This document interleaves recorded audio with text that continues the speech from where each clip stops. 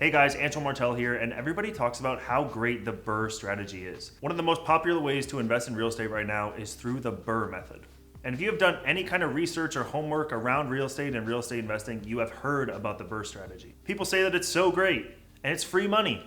You get all your money back. You can build a portfolio of 1,000 homes with no money. BRRRR, BRRRR, BRRRR, BRRRR. So what exactly is the BRRRR strategy? So the BRRRR strategy stands for buy, rehab, rent, refinance, and repeat. And the reason why this strategy has gained so much popularity over the last few years is that it allows you to buy properties essentially for free.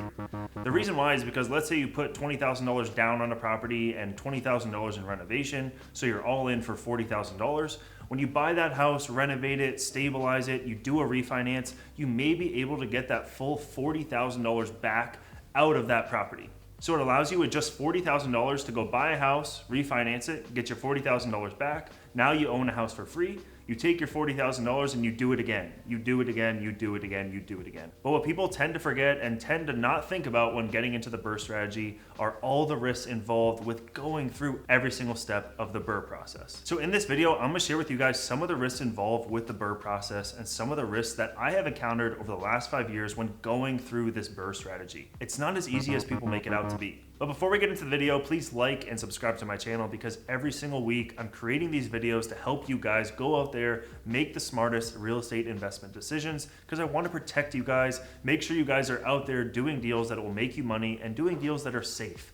Not going out and doing some very, very high risk strategy, especially on your first, second, or third deal. So the first biggest risk when it comes to doing the BRRRR strategy is the amount of time that it actually takes to do a full cycle of the BRRRR strategy. I think that many people, when they look at the BRRRR strategy and try to run numbers for their BRRRR, they think they'll buy a house, renovate it for 2 weeks, rent it out 2 weeks later, and then they'll refinance 2 weeks later. So literally they think that within 2 months, they can buy a house, renovate it, rent it out, and refinance it, get all their money back, and do it again. But that is not the case. So when it comes to doing the BRRRR strategy, there are many things that can slow down the project and make the project way, way longer than you think. First and foremost, the renovation time. So even to do sometimes a $10,000 to $20,000 renovation, it could take a full 30 days to do that. And then after the renovation is complete, you normally send a photographer, the photographer takes photos, and maybe you have somebody on the property management team go and walk that property. Normally the property management company will then tell you other things that they want done to make it easier to rent out that property. So even for a $10,000 to $20,000 renovation, that can take 30 to 60 days to just do that renovation. In addition to that, many people overlook what is called seasoning period. And this can greatly affect the time it takes to do a full cycle of the BRRRR strategy. Now, what a seasoning period is when you go and try to refinance the property, the bank is gonna ask you and want you to be an owner of that property for at least 6 months. So doing a full cycle BRRRR strategy in 30 days, 60 days, 90 days is not possible. The bank wants you to be on title, wants you to be an owner of that property for at least 6 months before they will even allow you to do a refinance. And sure, there are credit unions and hard money lenders that will do 30 days or 60 days or 4 months to do a full refinance to pull out the money on that property. But if you want to do it right and you want to get conventional financing, all conventional lenders will require at least 6 months. Most banks like Bank of America and Wells Fargo require 12 months of seasoning. So just with these two things, the renovation costs and also seasoning, your project will at least take 6 months. And that's gonna be the fastest, the quickest you'll be able to do a BRRRR project. So when you're running numbers on your BRRRR project, don't estimate 30 or 60 days, estimate at least 6 months. The next biggest mistake that people make when trying to do the BRRRR strategy is underestimating the renovation costs. Now this is a really, really difficult one to nail, especially if you've built a new team in a new market, you've never done a deal with them before, you get a rehab bid back, you look at the rehab bid looks good, and you just buy the house and start doing the renovations. A lot of contractors, especially working with a new contractor, they need to know what you want the property to look like after renovation. So a lot of contractors may go in there and just give you a quote to put lipstick on a pig, but that might not give you the highest market rent or the market rent that you even want. So I've seen a lot of people try to do the BRRRR strategy where they budget like $2,000 or $3,000 to do a complete unit turn. Where a lot of times you may have to spend $5,000, $10,000, even $20,000 depending on how bad of a condition the property is in.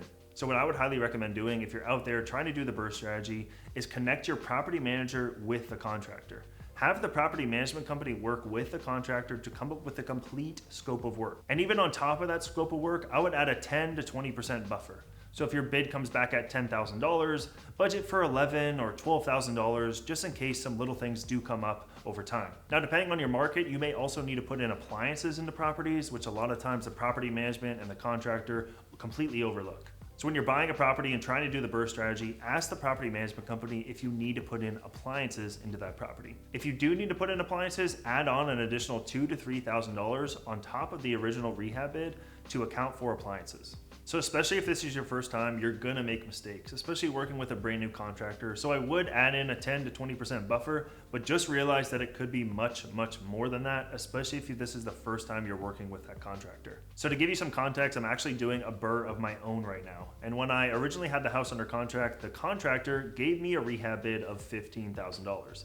And again, remember, this is a contractor that I've worked with on dozens and dozens of projects. Now, I closed on that property about a week ago, so we're about a week into that project, and the contractor already sent me an email asking for an additional $1,500. So just in week one, we're 10% over the original quoted rehab bid. And this is somebody that I have a ton of experience with. So when you're out there getting rehab bids from contractors, add in that buffer and realize that the rehab bid could come in way higher than what they originally quote you once they start doing the renovations. And BRRRRs are also a little bit different than fix and flips. The reason why is because fix and flips, you're just gonna buy them, renovate them, and sell them.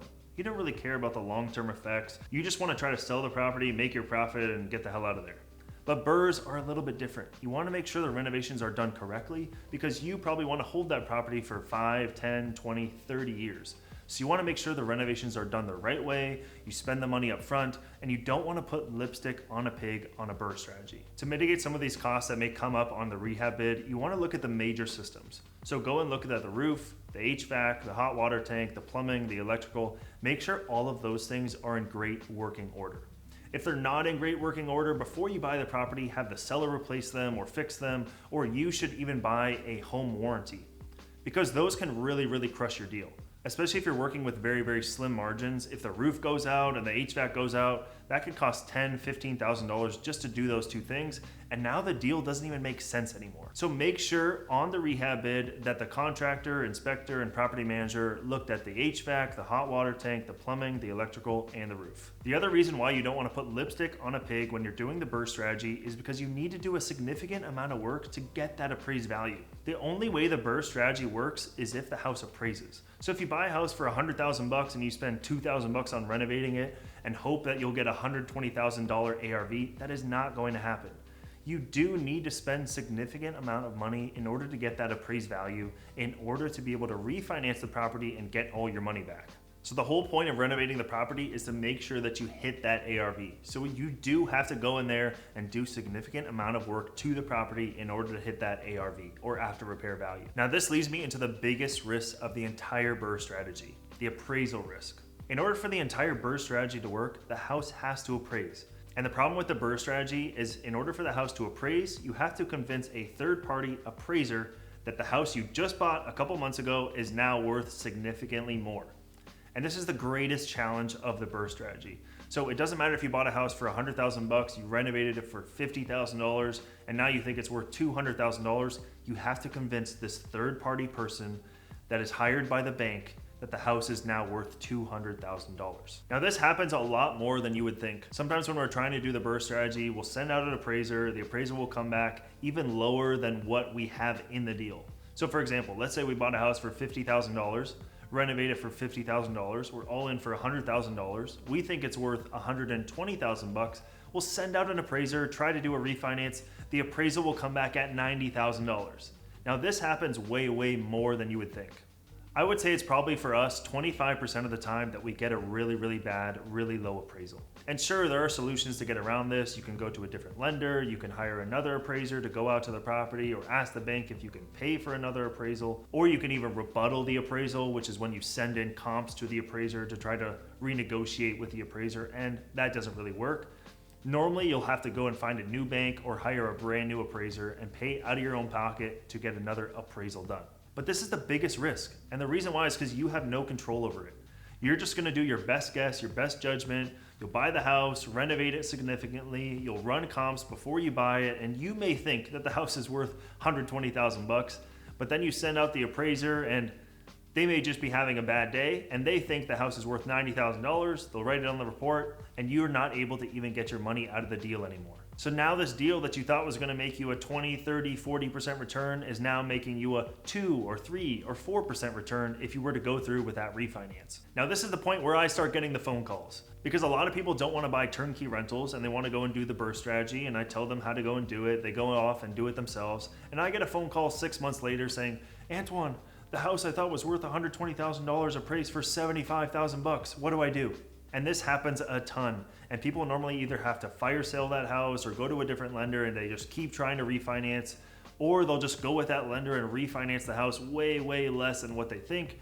And they're not even able to pull a significant amount of their money out of that deal. Now they bought this asset that's not even making that great of a return, and they really should have just gone and bought a turnkey rental property instead of going through this entire 6-month process. And so there's a lot of people out there saying, just run your comps, just make sure you have 3 to 5 solid comps with the same bedroom bathroom count, similar square footage, similar year built, that all happened within the last 6 to 12 months. And that's true. You do want to go and run your comps and make sure that you have the right ARV and you have comps to support that ARV. But honestly, that doesn't matter. I've done this over 500 times. It doesn't matter how many comps you have. If the appraiser is having a bad day, or you send out the wrong appraiser, or the bank sends out the wrong appraiser, you can still get a tremendously low appraisal. It doesn't matter how many comps you send in, how much data you have to support that. It does not matter. So other gurus online will tell you when it's time to go and refinance your property, just connect with the lender. Lender will send out the appraisal. You'll get the appraisal back. Appraisal will be all good. You'll just refinance, move on to the next one. The appraisal step is the most important step of the entire BRRRR strategy process. If the house doesn't appraise for what you thought it would, the entire BRRRR process, the entire system is broken, and it doesn't make sense anymore to even do the BRRRR model. Now suddenly you have a bad investment and you're stuck with it because you already own it and you've owned it for 6 months. The next biggest issue with the BRRRR strategy is people really underestimate the time that it takes to fill vacancies. So let's say you bought a house, you renovated it, now it's time to take professional photos and go list that house for rent. What a lot of people do is they underestimate the amount of time that it's going to take to fill a vacant unit. So again, people think that they can just buy the house, renovate it, rent it out, and be all in and out within 30 to 60 days and just complete this whole entire BRRRR process in 60 days. Sometimes it could even take 60 days to fill a vacant house, to fill a vacant unit. So let's say you finish doing the construction, you send out a photographer, the property management company gets those photos and they list the house up on the market for rent. Normally what I do with my property management companies is I ask them how long they think it'll take to rent out the vacant unit, and typically it should be in the 7 to 14 days kind of window. But there's other property management companies out there and other investors that I know that have worked with brand new property management companies, and it's taken months for them to rent out their vacant units. The problem with this is that in order to do the refinance, you have to rent out the property, because these properties are going to be investment properties. The banks who are going to lend money to you want to make sure that the house is making money. They want to make sure that there's somebody in there paying rent every single month on an active lease. So in order to complete this process, in order to get this BRRRR strategy done, you have to rent it out. And a lot of people think that they'll just list the property up on Zillow, they'll get a tenant the next day, and they'll move in a week or 2 later. But a lot of properties can sit on Zillow or other rental property websites for 30 or 45 days. Then you'll get a tenant to put in a deposit, sign a lease, and then they may move in 30 days, 45 days later. So it could be a 2 to 3 month process to even just get a tenant in there to move in. And sure, you may get lucky like we do with some of our properties where you list a property up on a Wednesday, you get a tenant on a Friday, and they move in the next Friday.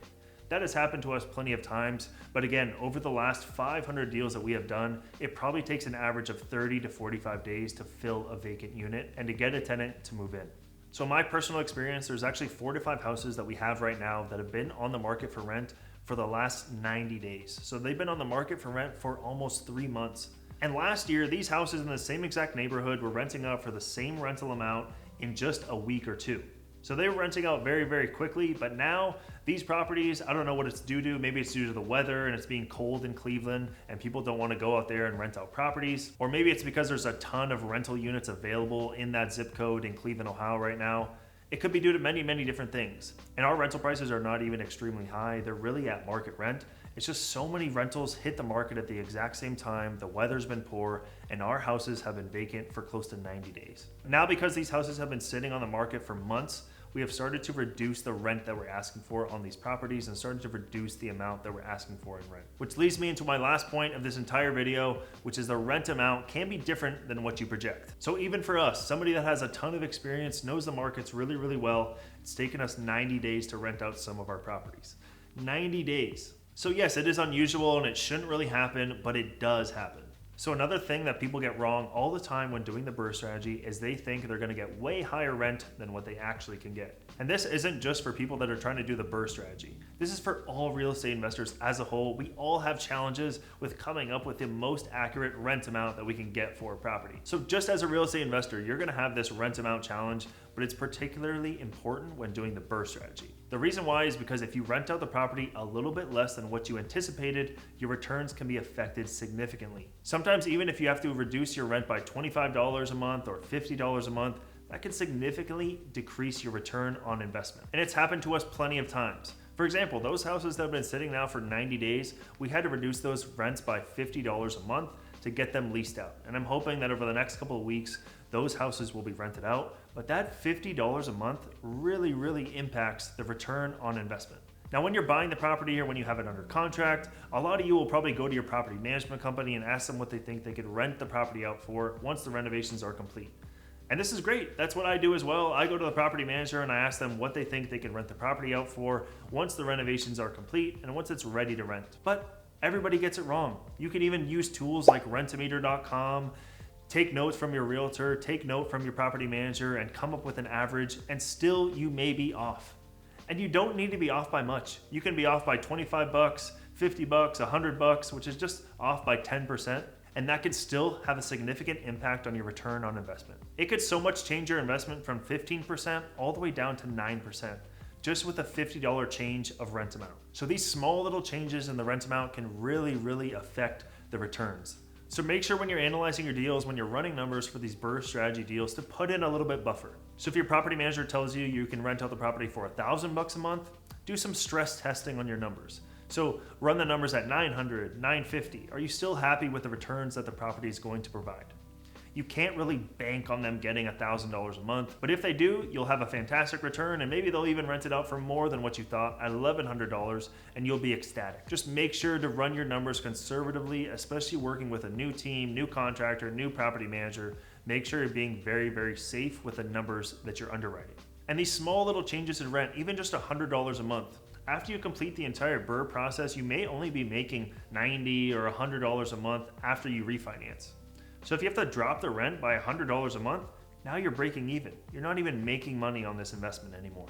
And this is something that happens to people all the time, but now that you know the risk, when you're running your numbers, be safe, be conservative, and put in a buffer not only on the rehab budget, but also on the rent amount. So while I believe that the BRRRR strategy is a great strategy, a lot of people are not talking about the risk involved. And I hope that through this video, you guys learned the different ways that the BRRRR strategy can be a really, really bad investment, especially if this is your first time and you don't really know what you're doing. What I would recommend is that you start off by buying turnkey rental properties, know the market, build a team on the ground, and then later on, once you have a couple turnkey rental properties under your belt, start dabbling with the BRRRR strategy after that. But you want to build a really solid foundation for your rental property portfolio before you start getting into deals that may be way over your head. Because BRRRRs are much higher risk than going out there and buying a turnkey rental that's already renovated, already rented out, the property already appraised, and you have financing in place already. Your goal with real estate investing should be to go out there and make money. Now, this BRRRR strategy of the infinite money loop where you get all your money out and you make these infinite returns sounds great on paper, but to go out there and actually do it over and over and over again is complete bullshit. It takes a lot more time than you may expect, and it doesn't always work out in your favor. So if you're a first-time real estate investor putting all your money into your first BRRRR deal, that is extremely risky, extremely, extremely risky. You should be taking all your money and putting into a much safer investment that is going to net you a similar return. Because for example, with turnkey rental properties, you can go out there and buy a property and make 10% return. The BRRRR strategy, if you go and run the numbers, maybe you're going to make a 20% return, 15% return if things go well. But what happens if things don't go well and now you're making a 5% return or no return, or you have to sell the property, or the contractor screws you over, or the property never rents and your property manager sucks? There's so many risks involved. Is it really worth making an extra 5 to 10% on your money when you can just buy a turnkey rental property and get that 10% return with way less risk? Now that you know all the risks involved, make sure to go out there and make the right decision for yourself. So please make sure to like and subscribe to my channel because I'm going to keep sharing with you guys the hidden secrets that other real estate investors are not sharing with you. Thank you so much, and I'll see you on the next one.